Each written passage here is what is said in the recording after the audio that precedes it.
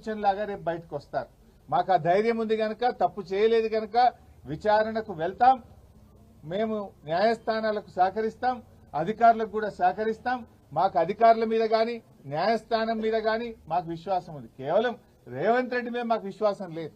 ఆయన ముఖ్యమంత్రిగా తప్పుదో పట్టిస్తున్నారు కనుక, ఆయన ఆలోచనలు మాకు తెలుసు కనుక, అందువల్ల ఆయన మీద మాకు విశ్వాసం లేదు. కానీ మేము చెప్పాను తప్ప వేరే ఏం లేదు. సో ఇక్కడ ఈ రోజు కోర్టులో వచ్చినటువంటిది కూడా కొంతమంది తప్పుడు ప్రచారం చేస్తున్నారు సోషల్ మీడియాలో. ఏదో శిక్ష పడ్డదనో, అసలు కేసే ఓడిపోయిందనో, ఏదో తప్పు జరిగిందనే విధంగా కొంతమంది సోషల్ మీడియాలో కొంతమంది కాంగ్రెస్ పార్టీ నాయకులు పిచ్చి కూతలు కూస్తా ఉన్నారు. ఇక్కడ చెప్పదలుచుకుంది ఏంటంటే, అసలు విచారణే ప్రారంభం కాలేదు. ఇది తప్పుడు కేసు, దీన్ని క్వాష్ చేయాలని మేము వెళ్ళాం.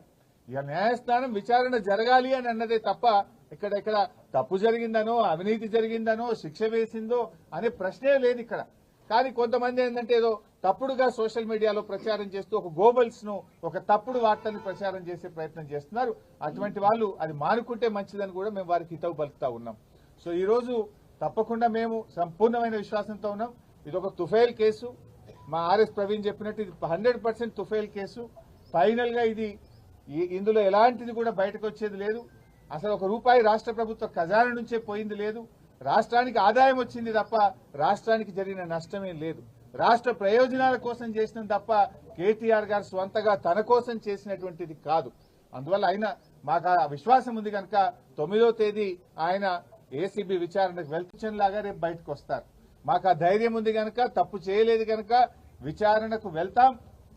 మేము న్యాయస్థానాలకు సహకరిస్తాం, అధికారులకు కూడా సహకరిస్తాం. మాకు అధికారుల మీద గాని న్యాయస్థానం మీద గాని మాకు విశ్వాసం ఉంది. కేవలం రేవంత్ రెడ్డి మీద మాకు విశ్వాసం లేదు. ఆయన ముఖ్యమంత్రిగా తప్పుదో పట్టిస్తున్నారు కనుక, ఆయన ఆలోచనలు మాకు తెలుసు కనుక, అందువల్ల ఆయన మీద మాకు విశ్వాసం లేదు. కానీ మేము చెప్పాను తప్ప వేరే ఏం లేదు. సో ఇక్కడ ఈ రోజు కోర్టులో వచ్చినటువంటిది కూడా కొంతమంది తప్పుడు ప్రచారం చేస్తున్నారు సోషల్ మీడియాలో. ఏదో శిక్ష పడ్డదనో, అసలు కేసే ఓడిపోయిందనో, ఏదో తప్పు జరిగిందనే విధంగా కొంతమంది సోషల్ మీడియాలో కొంతమంది కాంగ్రెస్ పార్టీ నాయకులు పిచ్చి కూతలు కూస్తా ఉన్నారు. ఇక్కడ చెప్పదలుచుకుంది ఏంటంటే, అసలు విచారణే ప్రారంభం కాలేదు. ఇది తప్పుడు కేసు, దీన్ని క్వాష్ చేయాలని మేము వెళ్ళాం. ఇక న్యాయస్థానం విచారణ జరగాలి అని అన్నదే తప్ప ఇక్కడ తప్పు జరిగిందనో, అవినీతి జరిగిందనో, శిక్ష వేసిందో అనే ప్రశ్నే లేదు ఇక్కడ. కానీ కొంతమంది ఏంటంటే ఏదో తప్పుడుగా సోషల్ మీడియాలో ప్రచారం చేస్తూ ఒక గోబల్స్ ను, ఒక తప్పుడు వార్తల్ని ప్రచారం చేసే ప్రయత్నం చేస్తున్నారు.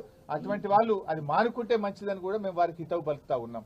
సో ఈ రోజు తప్పకుండా మేము సంపూర్ణమైన విశ్వాసంతో ఉన్నాం. ఇది ఒక తుఫైల్ కేసు. మా ఆర్ఎస్ ప్రవీణ్ చెప్పినట్టు ఇది 100% తుఫైల్ కేసు.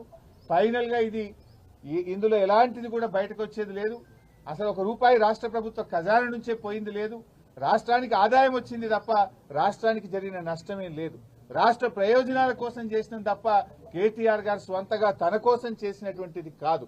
అందువల్ల ఆయన మాకు ఆ విశ్వాసం ఉంది కనుక 9వ తేదీ ఆయన ఏసీబీ విచారణకు వెళ్తారు.